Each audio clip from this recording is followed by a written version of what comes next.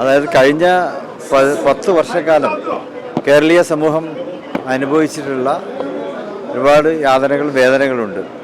അപ്പോൾ അതിൽ നിന്നുള്ളൊരു മോചനം, അപ്പോൾ ആ മോചനം ആണിപ്പോൾ ഈ ഒരു തെരഞ്ഞെടുപ്പിലൂടെ കേരളീയ സമൂഹം നേടിയെടുത്തിട്ടുള്ളത്. അതായത് കഴിഞ്ഞ 10 വർഷം ഇവർ ജനങ്ങളെ പീഡിപ്പിച്ചുകൊണ്ടിരുന്നു. അപ്പോൾ അതിന് പലിശ അടക്കമുള്ള മറുപടിയാണ് ഇപ്പോൾ ജനം കൊടുത്തിട്ടുള്ളത്. അപ്പോൾ UDFൻ്റെ നേതൃത്വത്തിൽ ഇനി നല്ലൊരു ഭരണം കേരളത്തിൽ കാഴ്ചവെക്കും. UDFന് അതിന് പ്രാപ്തരായിട്ടുള്ള നേതാക്കളൊക്കെ തന്നെ ഉണ്ട്. UDFൻ്റെ ടീം വർക്കിൻ്റെ വിജയമാണ് എന്നാണ് പ്രതിപക്ഷ നേതാവ് പറഞ്ഞിട്ടില്ല. അപ്പോൾ ആ ഒരു വലിയ വിജയം ജനങ്ങൾ അത് അംഗീകരിച്ചിരിക്കുന്നു എന്നുള്ളത് തന്നെയാണ്.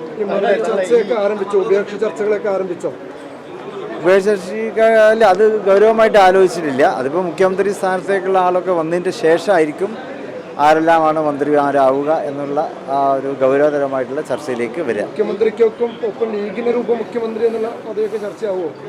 അതൊരിക്കലും ഞങ്ങൾ നേരത്തെ തന്നെ അവകാശം ഉന്നയിച്ചിട്ടില്ലല്ലോ. മന്ത്രിസഭ നല്ലൊരു മന്ത്രിസഭ വരണം, ലീഗിനെ അർഹിക്കുന്ന തരത്തിലുള്ള ഒരു പ്രാതിനിധ്യം മന്ത്രിസഭയിൽ ഉണ്ടാകും എന്ന് തന്നെയാണ് ഞങ്ങൾ വിശ്വസിക്കുന്നത്.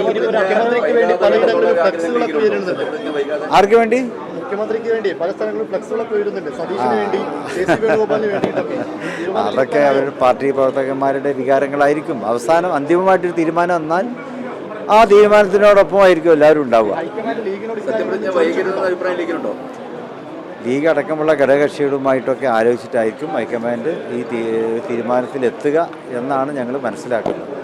ലീഗിന് ആരായാലും കുഴപ്പമില്ല, അങ്ങനെ ഒരു അല്ല, ഹൈക്കമാൻഡ് കോൺഗ്രസിനാണല്ലോ അതിൽ അന്തിമമായിട്ടൊരു തീരുമാനം പറയേണ്ടത്. അത് ഞങ്ങളോടൊക്കെ ആലോചിച്ചിട്ടായിരിക്കും തീരുമാനം പറയുക. അപ്പോൾ ഞങ്ങൾ അവരോട് ഞങ്ങളുടേതായിട്ടുള്ള അഭിപ്രായം പറയും. ലീഗിന്റെ മനസ്സിലൊരു പേരുണ്ട്, അങ്ങനെ കരുതാവോ?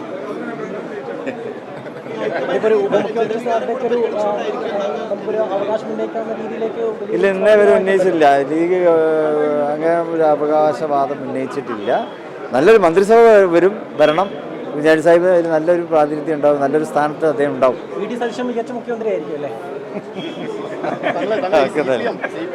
വലിയ പരാജയമാണ് CPM-ന് കേരളത്തിൽ ഉണ്ടായത്. അത് ശക്തിയായി തിരിച്ചു വരണം എന്ന് ആഗ്രഹിക്കുന്നുണ്ട്. എന്താണ് CPM തിരുത്തണമെന്നാണോ തോന്നുന്നത്? എന്താണ്? അല്ല, ജനങ്ങൾ തിരുത്തി കഴിഞ്ഞു. ജനങ്ങൾ ഇതേവരെ വിചാരിച്ചിരുന്നത് അവർ തിരുത്തുമെന്നായിരുന്നു. അവർ തിരുത്താൻ തയ്യാറായില്ല.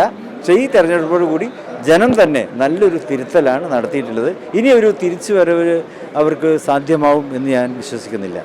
തമിഴ്നാട്ടിലെ ഭരണം പിടിക്കാൻ മുസ്ലിം ലീഗിന്റെ കൂടി പിന്തുണ കിട്ടുകയാണെങ്കിൽ അവർക്ക് സാധിക്കുമെന്നുള്ളൊരു സാധ്യതയുണ്ട്. അപ്പോൾ അതിന്റെ ആലോചനകളിലേക്ക് ലീഗ് കടന്നിട്ടുണ്ടോ? അതായത് തമിഴ്നാട് സ്റ്റേറ്റ് മുസ്ലിം ലീഗാണ് അത് തീരുമാനിക്കേണ്ടത്. അവിടെ അങ്ങനെ ഒരു ചർച്ച ഇതുവരെ ഉണ്ടായിട്ടില്ല. ഞങ്ങളോട് അഭിപ്രായം ചോദിക്കുമ്പോൾ അപ്പം ഞങ്ങൾ പറയാം. ഈ ഒരുപാട് മന്ത്രിമാരുള്ള ജില്ലയായി മാറും മലപ്പുറം.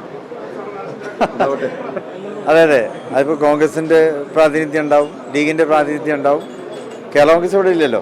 അല്ല, അതുകൊണ്ട് ലീഗിന്റെയും കോൺഗ്രസിന്റെയും പ്രാതിനിധ്യം മലപ്പുറത്തെ മന്ത്രിമാരിലുണ്ടാവും. പരിക്കുകളെ ഇനി പേടിക്കേണ്ട. എല്ലാവിധ സ്പോർട്സ് ഇഞ്ചുറികൾക്കുമുള്ള സമഗ്ര പരിഹാരം ഇവിടെയുണ്ട്.